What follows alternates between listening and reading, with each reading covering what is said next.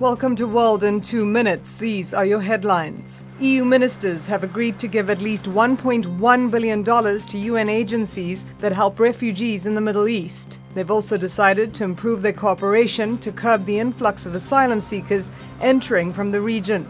The President of the European Council, Donald Tusk, called the ministers' emergency meeting on Wednesday excellent and much better than expected. On Tuesday, EU ministers reached a deal to distribute 120,000 refugees throughout the bloc.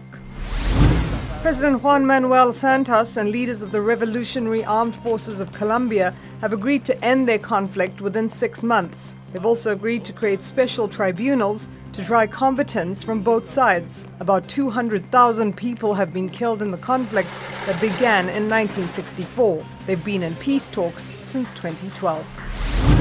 It's believed the federal government was aware of the so-called defeat device that improved emission test results on some Volkswagen cars. In July, while Parliament didn't specifically mention VW, it did admit it knew that such devices existed. Meanwhile, Mark Winterkorn has resigned as CEO. Earlier this week, the U.S. Environmental Protection Agency revealed that some VW models contain software that allows them to release less pollution during tests than while driving normally. The car maker faces penalties as high as $18 billion in the U.S.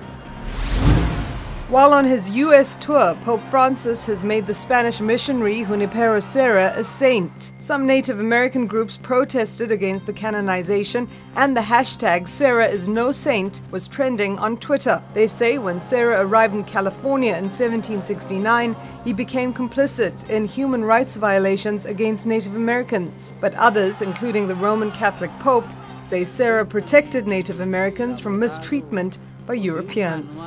Thanks for watching. TRTworld.com, Istanbul.